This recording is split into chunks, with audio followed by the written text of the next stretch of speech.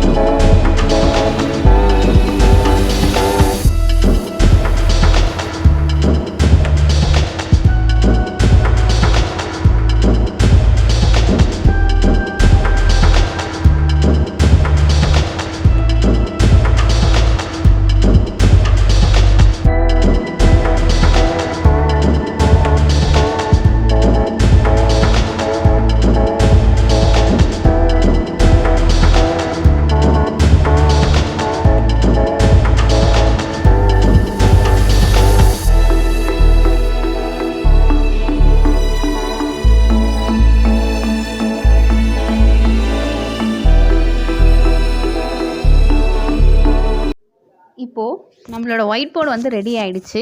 So இப்போ இதை எப்படி எழுதலாம் அப்படின்னு பார்க்கலாம். நம்ம சாதா ஸ்கெட்ச் பென்ஸ் இருக்கு இல்லையா, அதை எடுத்து நம்ம எத்தனை தடவை வேணாலும் இதில் எழுதி அழிச்சிட்டு மறுபடியும் யூஸ் பண்ணிக்கலாம். ஸோ இது எதுக்காக அப்படின்னு பார்த்தீங்கன்னா, ஸ்கூல் போகிற குழந்தைங்களா இருக்கட்டும், அப்படி இல்லைனா வந்து வீட்டில் இருக்கிற குழந்தைங்களா இருக்கட்டும், நீங்கள் இந்த மாதிரி பண்ணி கொடுத்தீங்கன்னா அவங்க வந்து ரஃப் யூஸ் பண்ணுறதுக்கு ரொம்ப ஈஸியாக இருக்கும். அதே மாதிரி வந்து ஒரு ஒயிட் போர்டு வந்து நீங்கள் எந்த ஒரு செலவுமே பண்ணாமல் நம்மளால் இந்த மாதிரி பண்ண முடியும். ஸோ கண்டிப்பாக வந்து உங்கள் எல்லாருக்குமே இந்த வீடியோ வந்து யூஸ்ஃபுல்லாக இருக்கும் அப்படின்னு நம்புகிறேன். வீட்டில் பழைய கேலண்டர்லாம் தூக்கி போட்டுறாதீங்க. உங்கள் வீட்டில் குழந்தைங்க இருந்தால் இந்த மாதிரி பண்ணி கொடுங்க. அவங்க கண்டிப்பாக வந்து உங்களுக்கு யூஸ்ஃபுல்லாக இருக்கும். நம்ம வந்து மார்க்கர் மட்டும் யூஸ் பண்ணக்கூடாது. அதாவது பெர்மனன்ட் மார்க்கர் யூஸ் பண்ணாமல் இருந்தால் இந்த மாதிரி அழிச்சிட்டு எழுதலாம். நீங்கள் சாதா ஸ்கெட்ச் பென்னே யூஸ் பண்ணுங்கள். எத்தனை தடவை நீங்கள் எழுதி மறுபடியும் அழிச்சிங்கனாலும் அழகாக உங்களால் வந்து ஒரு ஒயிட் போர்ட் மாதிரி அதை வந்து யூஸ் பண்ண முடியும். ஸோ கண்டிப்பாக இந்த வீடியோ வந்து உங்கள் எல்லாருக்குமே பிடிச்சிருக்கும் அப்படின்னு நான் நம்புகிறேன். இந்த வீடியோ உங்கள் எல்லாருக்குமே பிடிச்சிருந்ததுன்னா எனக்கு சப்ஸ்கிரைப் பண்ணுங்கள். கீழே கமெண்ட் பாக்ஸில் கமெண்ட் பண்ணுங்கள். மறக்காமல் அந்த பெல் பட்டனையும் கிளிக் பண்ணிவிடுங்க. ஸோ தட் நான் போடுற வீடியோஸ் உங்களுக்கு உடனுக்குடன் அப்டேட் ஆகிட்டே இருக்கும். இதே மாதிரி ஒரு இன்ட்ரெஸ்டிங்கான வீடியோவில் உங்களை சீக்கிரமாக சந்திக்கிறேன். அது வரைக்கும் பாய்.